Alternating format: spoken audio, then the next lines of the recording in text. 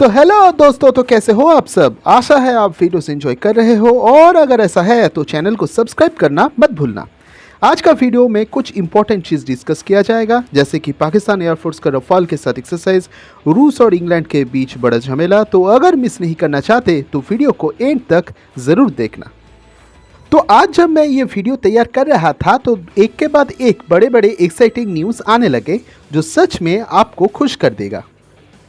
पर सबसे पहले शायद आप मुझसे स्क्रीन पे दिखने वाले प्लेटफॉर्म के ऊपर सवाल पूछोगे, तो मैं बता दूं कि अभी तक ऑफिशियली कोई भी स्टेटमेंट नहीं आया है, यानी कि मिनिस्ट्री ऑफ डिफेंस या फिर डीआरडीओ से कोई भी न्यूज़ नहीं दिया गया है।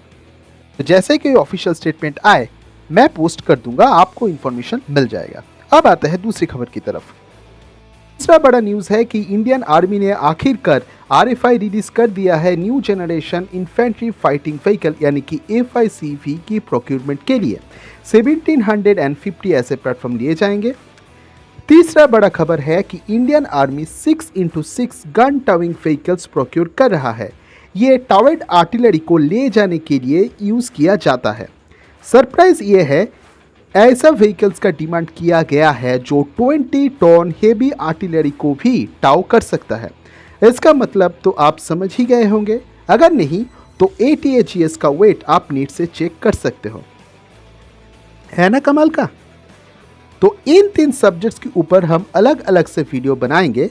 फिलहाल आप आज का सब्जेक्ट देख लो।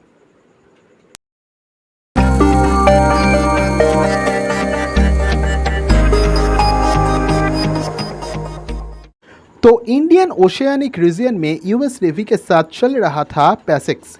ये एक इंटीग्रेटेड एक्सरसाइज था। इंडियन नेवी के साथ साथ इंडियन एयरफोर्स भी इसमें पार्टिसिपेट किया। यूएस नेवी का aircraft carrier USS Ronald Reagan, guided missile destroyer USS Halsey और guided missile cruiser USS Shiloh इसमें पार्टिसिपेट किए। इंडियन एयरफोर्स का Sukhoi 30 MKI, Jaguar fighter jets और IL-78 रिफ्यूलर, इंडियन नेवी का MiG-29K और P-8I इसमें participate किए। मैं फोटोज जल्दी जल्दी पोस्ट कर देता हूं, आप चाहो तो पॉज करके देख सकते हो।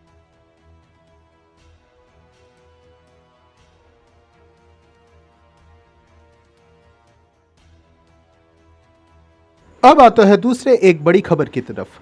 तो टर्की में चल रहा है एक्सरसाइज एनाटोलियन ईगल 2021। यह एक बहुत बड़ा एयर एक्सरसाइज है। इसमें टर्की के साथ पार्टिसिपेट कर रहा है कतार, अजरबैजान और पाकिस्तान। कतार के पार्टिसिपेंट से इसका इम्पोर्टेंस भी बढ़ गया है, क्योंकि जहां पे इस एक्सरसाइज में टर्की यूज करेगा F-16, अजरबैजान MiG-29 और सुखोई 25, पाकिस्तान लाया है JF-17, कतर यूज कर रहा है रफाल। जी हाँ, ये शायद पहला एक्सरसाइज है जहां पर पाकिस्तान को रफाल को इतने पास से परखने का मौका मिला। ये बात भूलना नहीं चाहिए कि पाकिस्तान और टर्की दोनों को ही रफाल से खतरा है। इंडियन एयरफोर्स और हेलेनिक एयरफोर्स दोनों कस्टमर है दांसो रफाल के, और फिलहाल पाकिस्तान के पास ऐसा कोई प्लेटफॉर्म नहीं जो इसको काउंटर कर सके।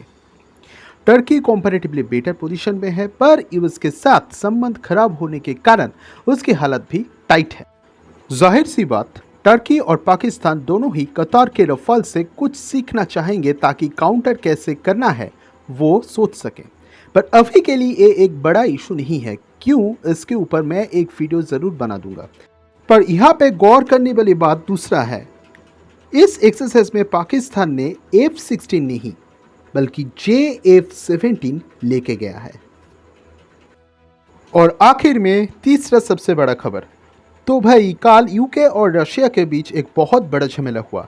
रॉयल नेवी का एक जहाज HMS डिफेंडर यूक्रेन का क्रीमियन कोस्ट से गुजर रहा था, तभी अचानक रशियन कोस्ट गार्ड शिप्स ने उसका पीछा किया और फाइटर जेट्स स्क्रैम्बल किए। शायद आप जानते होंगे कि क्रीमिया पहले यूक्रेन का पार्ट था, पर अब रशिया ने उस पर कब्जा कर लिया है। अब क्रीमियन टेरिटोरियल वाटर्स को खुद का पार्ट मानता है ये रशिया, तो वहाँ पर ब्रिटिश वारशिप को वो वायलेशन के तौर पे देखेगा, ये तो जाहिर सी बात है। हालांकि उसके बाद क्या हुआ इस पर ब्रिटिश और रशिया ये दोनों कॉन्ट्राडिक्टरी रिपोर्ट्स दे रहे हैं। रशिया का कहना है कि ब्रिटिश वारशिप क्रीमिया की टेरिटोरियल वाटर पर इंट्रूड करते ही उन्हें वार्न किया गया, पर जब उनके तरफ से कोई रिएक्शन नहीं आया तब black Sea fleet aviation fleet को डिस्पैच किया गया।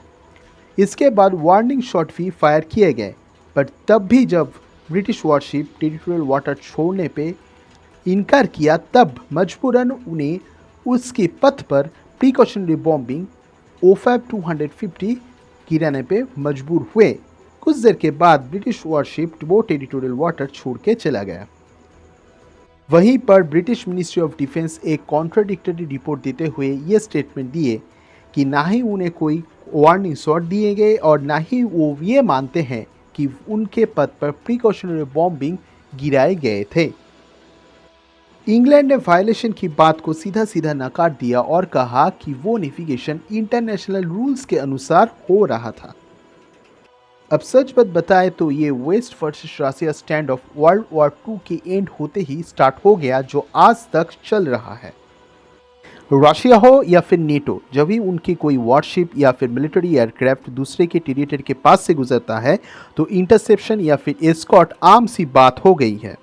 पर हाल ही में ये शायद पहली बार हुआ है जब प्रिकॉशनरी बॉम्बिंग की क्लेम किया गया है। आशा है आज का वीडियो आपको पसंद आया होगा, तो लाइक करो, सब्सक्राइब करो, दोस्तों के साथ शेयर करो और हमारे साथ बने रहो ताकि आप कोई भी अपडेट मिस ना कर दो।